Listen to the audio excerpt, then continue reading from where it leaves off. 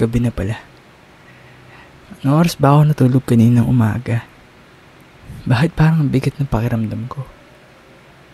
Gising na nga ba talaga ako? O nakatambay pa rin sa aking imahinasyon? Ano nga ba? Ewan. Pero ang alam ko, kailangan ko nang bumangon.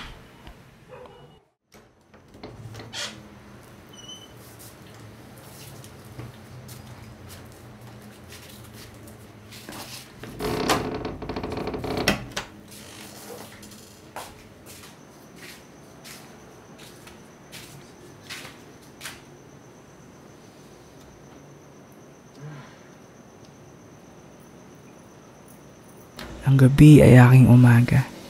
Ang umaga ay aking gabi. Mula sa kanta ni Glock 9. Ganda. Sakto sa sitwasyon na meron ako.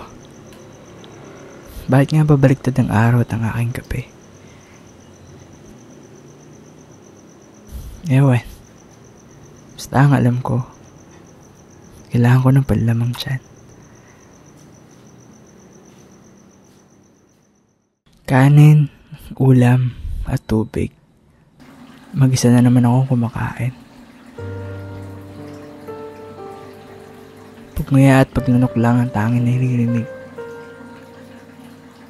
Mas masaya sana kung may kasalo ko man lang kahit sa kakarimpot na pagkain.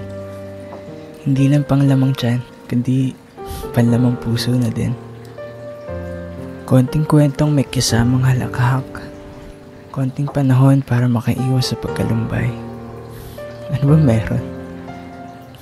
Bakit ako nalulumbay? Ewan ko. Hindi ko rin alam. Pero parang gusto ko sumandal.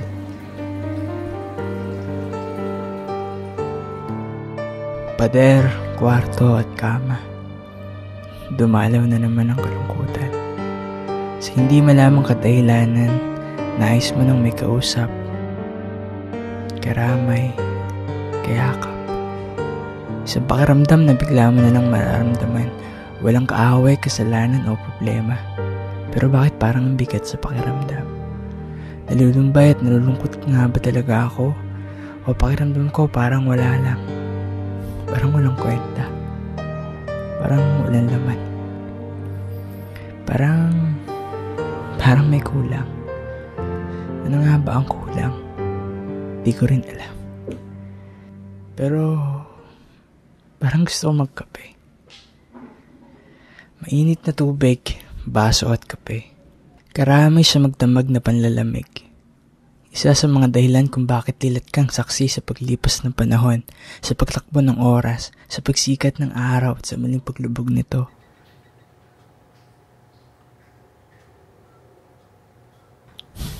Pait ng kape ko. Parang tabang. May nakalimutan ba ako? Bakit parang may kulang? Asukal. Nalulumbay at nalulungkot ako sa araw na to. Magulo ang takbo ng isip. Pero ang alam ko, lilipas rin ang lahat ng ito. Magiging ayos rin ang lahat.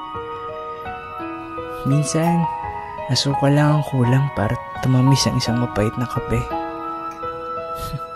parang buhay rin ng isang tao. Pero, ano nga ba ang kulang sa akin? Ewan ko. Hindi ko rin alam. Basta ang alam ko, miss na kita.